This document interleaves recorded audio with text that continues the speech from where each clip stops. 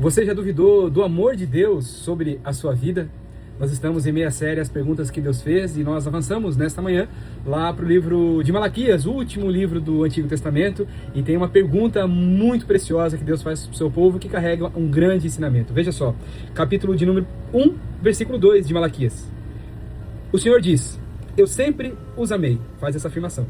Mas vocês me perguntam, como é que nos amaste? Pergunta o Senhor. Veja só que poderoso, irmãos. O contexto desse texto é mais uma vez um profeta que escreveu pós-exílio babilônico.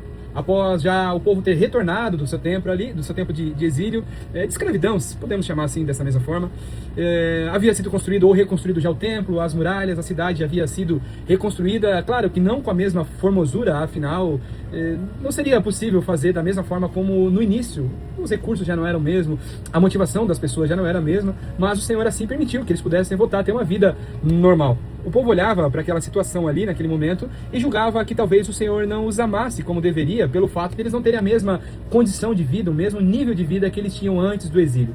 Eles mal podiam perceber que aquilo era fruto do seu próprio trabalho. Deus os havia condicionado, havia gerado recursos financeiros, pessoas que assim os abençoariam, os dariam as condições necessárias para que fosse reconstruído da melhor forma possível, mas eles não tinham essa mesma motivação e nesse momento acabavam culpando o Senhor. Veja só que ensinamento precioso, irmãos. Por muitas vezes Deus está gerando algo precioso nas nossas vidas, está nos dando todas as condições que assim são necessárias, ou para desenvolver um novo projeto, ou para reconstruir aquilo que as nossas más escolhas no passado trouxeram como prejuízo ou desperdício para a nossa vida no presente tempo de hoje, e nós acabamos por não valorizar aquilo que Deus está fazendo, e erroneamente podemos, talvez, ter uma percepção que Deus não está gostando da gente como deveria, ou não está nos amando.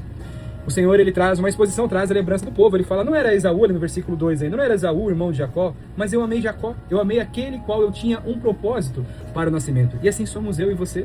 Jesus Cristo morreu na cruz para que nós pudéssemos ter as nossas vidas alinhadas com os planos, propósitos eternos do Senhor. Assim como o Senhor amou Jacó, valorizou e honrou Jacó, porque era o povo, foi a pessoa e depois, posteriormente, o povo qual ele havia escolhido, assim somos eu e você. Nós somos aqueles que, através da obra da cruz, Jesus nos escolheu. Veja só que maravilhoso. E, portanto, às vezes, as adversidades, as intempéries, os dissabores da vida fazem com que nós olhemos para toda essa situação, por vezes até mesmo constrangedora nas nossas vidas, e pode-se soar que Deus talvez não esteja me amando como eu penso que Ele deveria me amar. Que essa cilada não seja algo ativo nas nossas vidas, que nós não venhamos permitir que os nossos corações preguem essas peças enganosas a nós mesmos, para que nós não venhamos duvidar do amor do Senhor sobre as nossas vidas. O fato é que Deus, ele está abençoando todos os momentos das nossas vidas. A Bíblia diz lá em Romanos 8:28 que tudo, absolutamente tudo, coopera para o bem daqueles que amam a Deus. E se eu e você amamos a Deus, nós fomos chamados segundo o seu propósito, e assim Ele estará cooperando com as nossas vidas, quer nós concordemos com a forma ou não. O fato é que Ele sempre proverá os recursos necessários para que seja desenvolvido o propósito dele nas nossas vidas. Nesse caso, a reconstrução, eu acredito, de forma pessoal, poderia ser feito de uma forma muito melhor se eles tivessem aproveitado melhor os recursos, o tempo, tudo aquilo que o Senhor assim havia proporcionado, e talvez eles não estivessem vendo com esses maus olhos aquilo que Deus estava realizando. A verdade é que os culpados dessa situação eram somente eles. E os culpados, por vezes, não reconhecemos aquilo que Deus está fazendo nas nossas vidas, somos somente nós. Por isso que nós precisamos aprender a desenvolver o discernimento, o entendimento, a sabedoria, para que os nossos olhos estejam conectados naquilo que verdadeiramente Deus está realizando nas nossas vidas. Que assim sejamos eu e você, que os nossos olhos não sejam confundidos pelo engano do nosso coração, mas que nós venhamos ficar com os nossos olhos conectados, fitos no autor e consumador da nossa fé. Vamos orar?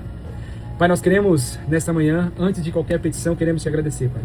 Porque sabemos que o Senhor é um Deus que guarda, Senhor. Tua palavra diz que quando o Senhor nos guarda, o Senhor nem sequer pisca quando está fazendo isso, Paizinho. Tua palavra diz que o Senhor é Jeová Rafá, que o Senhor é Jeová Jireh, o Deus da provisão, o Deus da cura. O Senhor é o Deus que provê tudo aquilo que precisamos para a nossa sobrevivência, Senhor, para aquilo que nós temos como propósito aqui na terra ser realizado também da mesma forma. Que nós não venhamos cair nos enganos, da cilada dos nossos corações, das nossas mentes, dos nossos pensamentos, por vezes entendendo que o Senhor não está olhando por nós. Que nós tenhamos a convicção de que nós somos o povo eleito pelo Senhor, nós só através da graça fomos salvos, através da obra redentora da cruz, e nós temos tudo aquilo que precisamos no Senhor para realizar tudo o que precisamos aqui nessa terra por esse tempo, e a convicção de que para toda a eternidade assim também será. Então, em nome do Senhor Jesus, leve embora todo engano, Senhor, leve embora toda mentira que esteja nos nossos corações e substitua somente pela convicção que estamos no centro da tua vontade, Senhor. E se assim não for a verdade das nossas vidas, que o Senhor possa nos conduzir a esse local onde nós sabemos que existe plenitude de alegria, que existe provisão, que existe libertação, que existe cura, porque certamente é lá que nós queremos estar. Em nome de Jesus, amém. Amém, irmãos? Que Deus abençoe poderosamente a sua sexta-feira, que você tenha um dia incrível na presença do Senhor, e não permita que as mentiras que por vezes o nosso coração conta para nós venha contaminar ou fazer com que seja confundido aquilo que Deus está fazendo na nossa vida. Deus te abençoe.